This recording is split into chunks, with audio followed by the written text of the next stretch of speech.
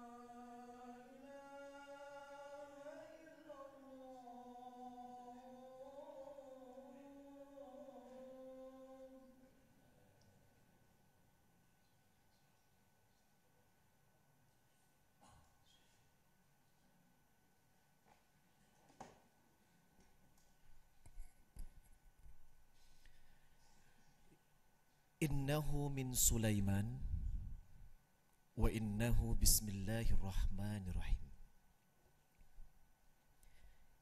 Innal hamdalillah nahmaduhu wa nasta'inuhu wa nastaghfir wa na'udzu billahi ta'ala min sururi anfusina wa min sayyiati a'malina. May yahdihillahu fala mudilla lahu wa may yudlil fala hadiya lahu.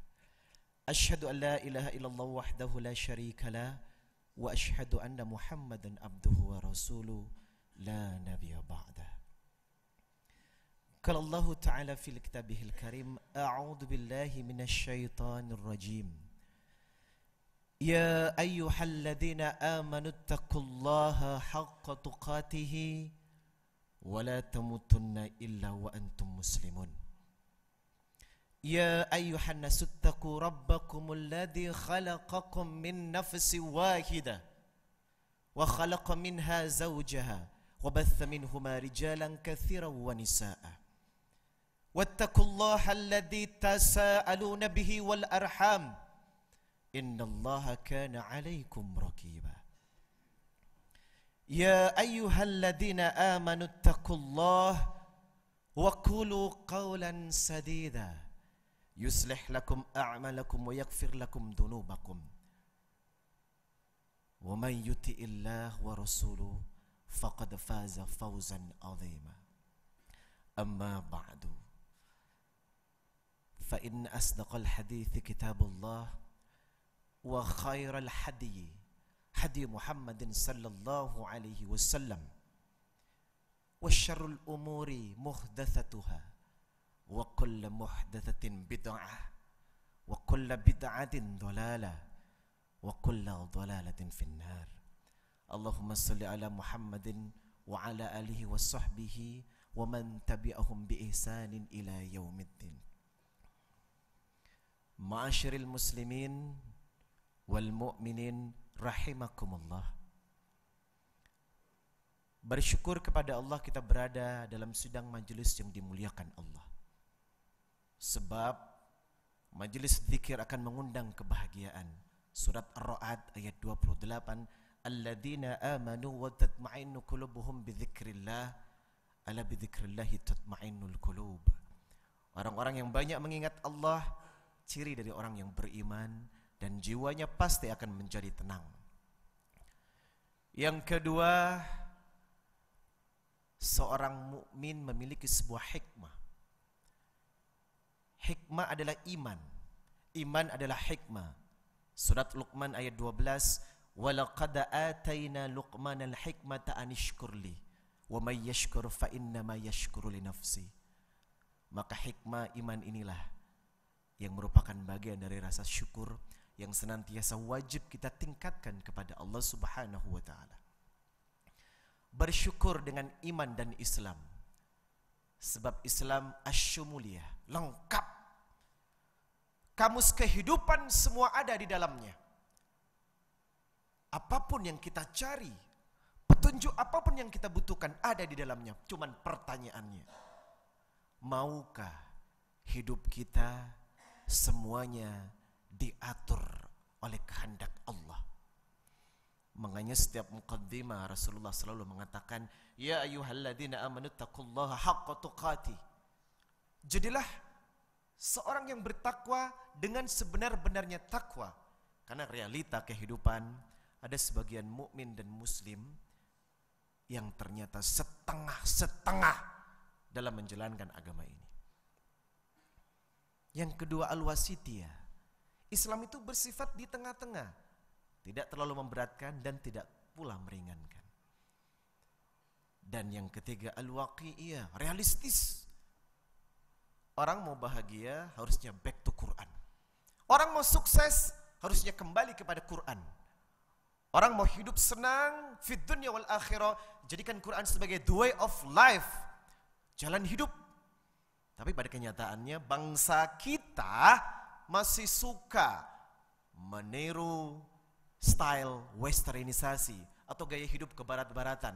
Bahkan pemerintah kita pun tak jauhnya seperti pemerintahan orang-orang kafir laknatullah. Hadirin yang berbahagia, sidang Jumat yang dimuliakan Allah Subhanahu wa taala. Ketika menjumpai bencana di negeri ini, bencana yang terus datang silih berganti seperti lingkaran setan, tidak mengenal putus. Jakarta selalu mempunyai hajatan tahunan, banjir. Setiap pergantian kepemimpinan selalu dilengkapi dengan bencana, longsor dan banjir di Banjarnegara, pesawat jatuh Air Asia kemarin. Limadha? Ada apa dengan bangsa ini? Ada yang mengatakan ujian, are you sure? Ada yang mengatakan cobaan, really? Benarkah? Maka seorang mukmin yang katanya menjadikan Quran sebagai libasut taqwa, pakaian ketakwaan, kembalikan kepada mukmin. Apakah bencana di negeri ini merupakan bagian dari ujian atau sebaliknya? Ini adalah azab yang diberikan kepada Allah untuk negeri ini yang katanya mayoritas muslim terbesar di dunia. Realistis, seorang muslim jelas mempunyai masjid, tapi subuhnya dilaksanakan di rumah. Seorang muslim jelas memiliki kekayaan sebagai peradaban Islam, 5 waktunya dikerjakan di rumah. Benarkah ini sesuai dengan kajian Nabi?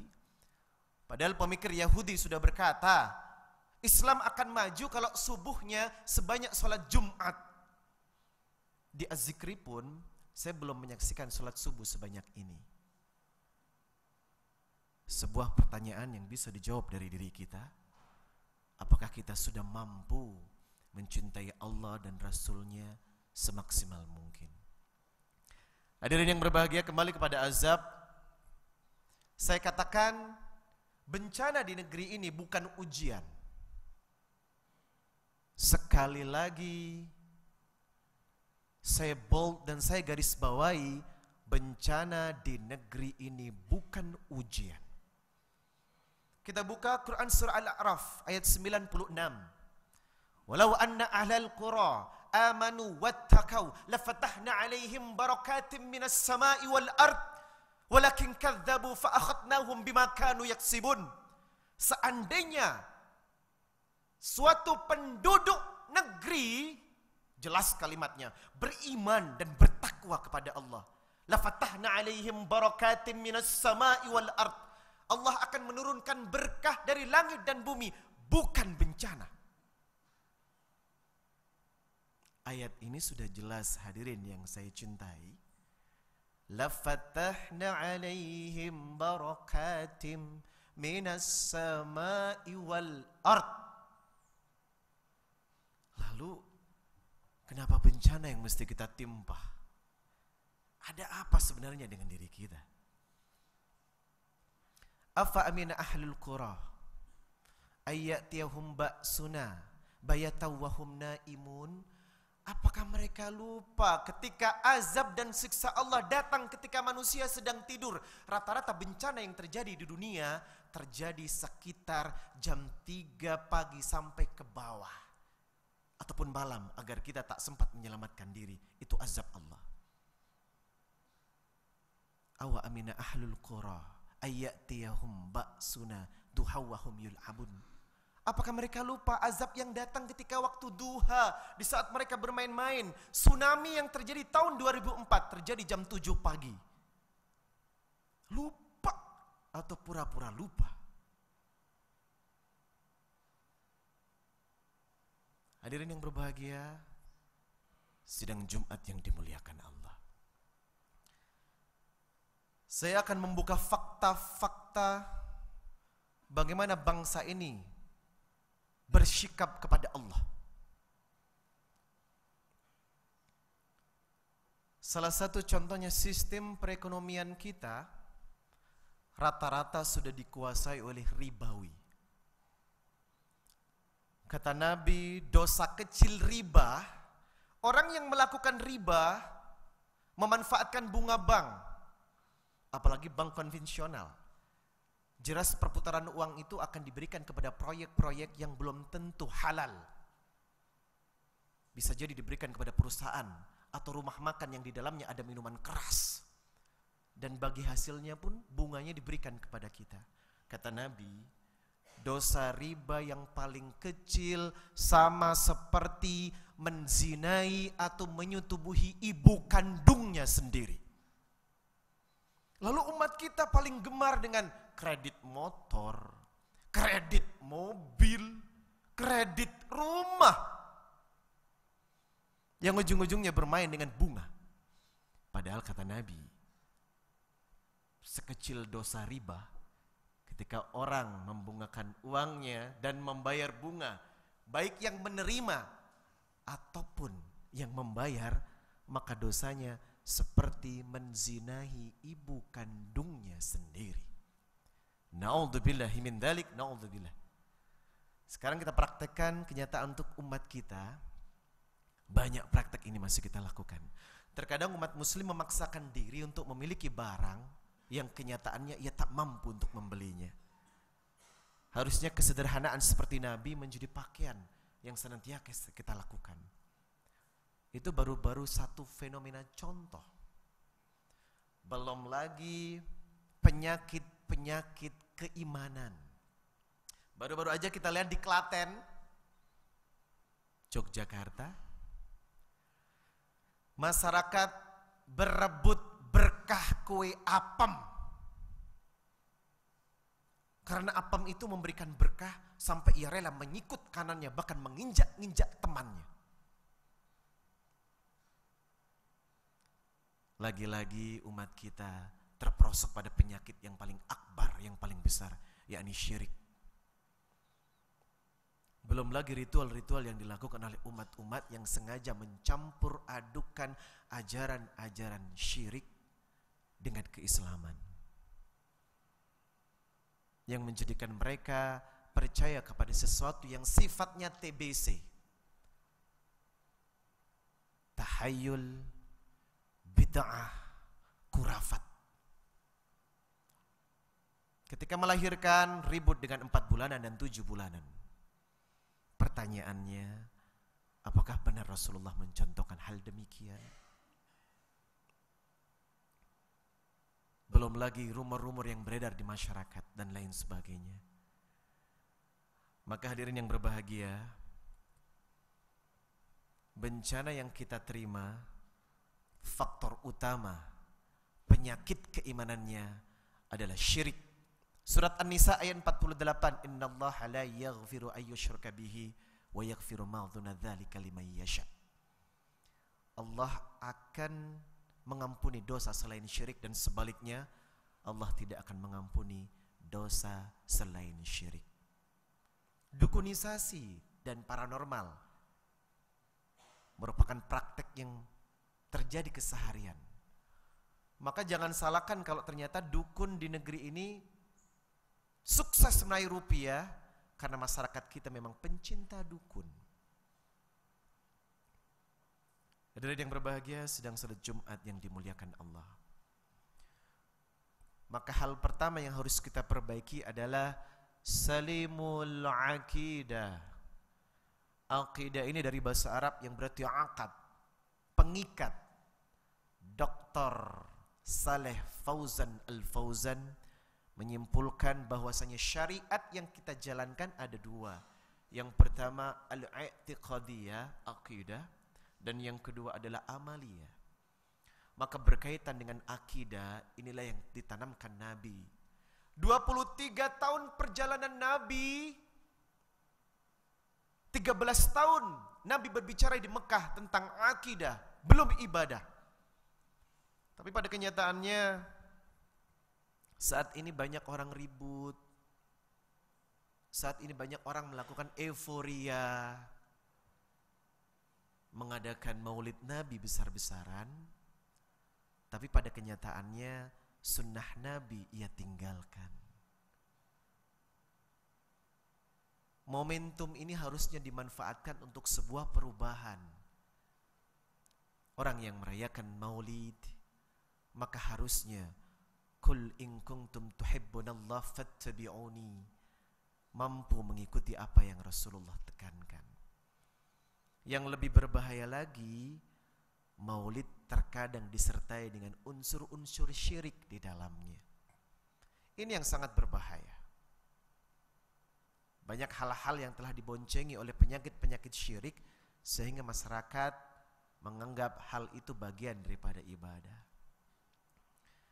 Hadirin yang berbahagia, banyak hal-hal yang mendasar yang mengganggu ibadah karena faktor syirik. Hal ini yang harusnya menggugah kita untuk membenarkan akidah, salimul akidah, akidah yang benar. Asyhadu an la ilaha illallah wa kafa billahi waliya wa kafa billahi nasira. Belum lagi kemarin jamaah umroh, jamaah Makassar itu ditahan oleh pemerintah Arab. Sebab apa? Ketika tawaf ia bawa gunting. Kiswa Ka'bah yang berwarna hitam digunting 2 cm sebagai penyembuh jimat anaknya yang belum kunjung sembuh dari penyakit. Dan ia menganggap kiswa Ka'bah itu adalah pembawa berkah.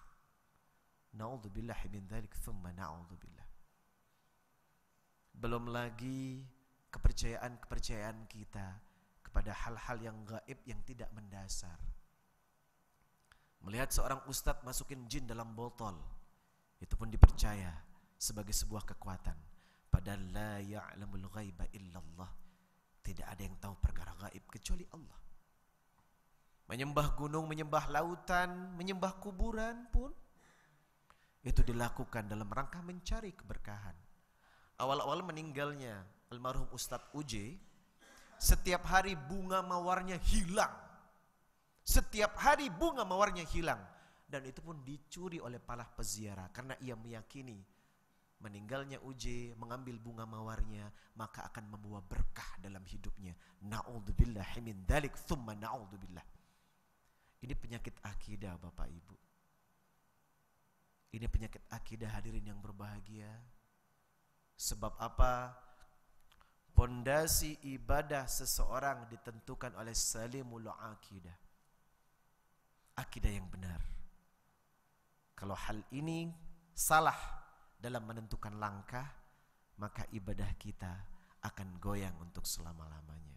Anak-anak sekarang pun lebih populer dengan ramalan bintang.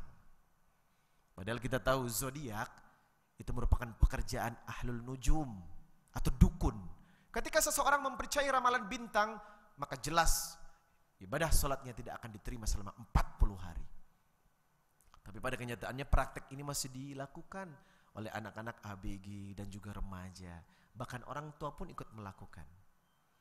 Padahal remaja dituntut menjadi syabun nasa'a fi ibadatillah. Yang kedua setelah syirik, penyakitnya adalah bid'ah dalam hal ibadah. Man amila amalan laisa alaihi amruna fahuwa raddun. Barang siapa yang melakukan ibadah yang tidak ada tuntunannya dari Nabi, maka jangan dikerjakan dan jangan ngotot untuk dikerjakan. Karena kita punya uswatun, punya Nabi yang telah memberikan syariat. Ikuti syariatnya secara benar melalui kajian Quran dan hadis. Hal-hal yang tidak pernah dilakukan Nabi, maka tinggalkan. Sebab syarat dari ibadah hanya dua, ikhlas, ittiba' Nabi. Ikhlas dan mengikuti apa yang dilakukan oleh Rasulullah sallallahu alaihi wasallam. Maka kita sebagai umatnya harus bisa. Salah satu contohnya adalah kebiasaan Nabi yang tidak pernah ditinggalkan, wajibnya salat berjamaah di masjid. Surat Al-Baqarah 43, warka'u ma'ar raki'in, dan rukuklah bersama orang-orang yang ruku. Surat At-Taubah ayat 18, innama ya'muru masajidallah man amana billahi wal yaumil akhir wa aqamas salah wa atuz zakah wa lam yahsya illallah. Wa aqamas salah wa atuz zakah wa lam yahsya illallah. Maka orang yang mencintai masjid memakmurkan dengan salat di dalamnya. Tapi pada kenyataannya jujur, masih banyak orang yang suka melaksanakan salat 5 waktu di rumahnya. Boleh buka kitab kajian hadis.